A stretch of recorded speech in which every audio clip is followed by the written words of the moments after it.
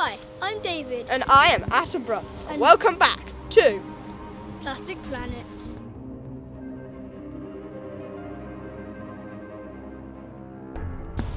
Today, we are searching the life cycle of a plastic bag.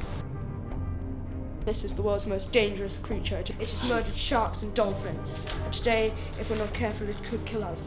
It is a plastic bag. They come from the concrete cities where automobiles run. Now come, David, let us try to capture it. Careful now. Not quite David Attenborough's blue planet. The plastic bag is certainly not indigenous to our oceans.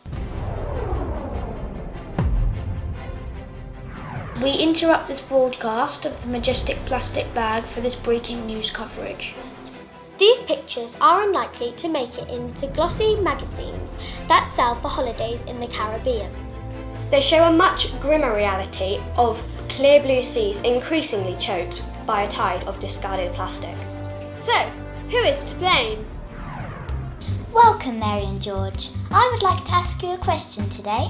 When you were younger, did you reduce, reuse and recycle plastic?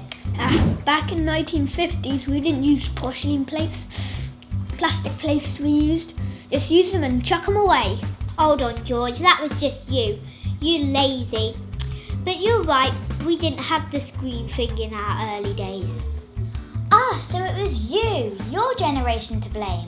Our generation didn't have this green thing. We returned our milk bottles, soda bottles And beer bottles. to the store. They cleaned them up, washed them, and we reused them. Brown paper bags. Back then, we didn't use them big plastic white bags. Brown paper bags. That's how we used to rock and roll. Interesting. Thank you for your time, Mary and George. Good job.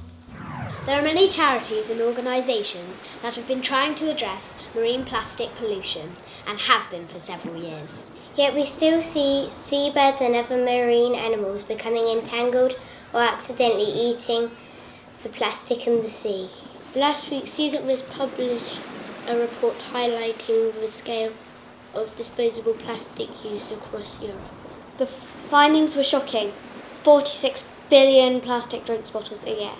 16 billion coffee cups a year, which of course are lined with plastic and currently cannot be recycled.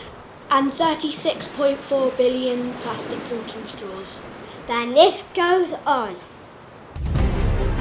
We are now heading over to Miss Delia Webb, who is from the Cornish Plastic Pollution Coalition. I wish that I had been aware, actually, when I was your age, about the impact of plastics, because we weren't taught about plastics when I was at school. And all this plastic pollution has happened in my lifetime.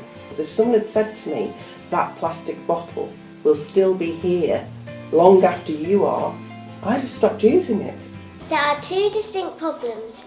First, plastic is hard to capture, so it doesn't pollute through our rivers and seas. Second, the amount of plastic being used every day is an overwhelming challenge. Even if a small percentage goes into the ocean, it's still a huge amount. Derek Thomas wants all the schools in our area to write to supermarkets and encourage them to stop using unnecessary plastic packaging. So it's pressure from people like you, and that's why you're so powerful. We are now hearing live debate from the House of Commons on how to solve this problem. Not long ago, we thought it was hard to live without plastic, but now it can be made into carpet, medicine, and many other products. For example, we can make plastic straws out of paper, or even we could just use our mouths. You may think that because cotton earbuds are so small, we can flush them away. In fact, they end up in our oceans. Furthermore, we all need to stop throwing this single-use plastic away. We are all accountable. Thanks for watching. This has been Nancledra News. Good night and sweet dreams.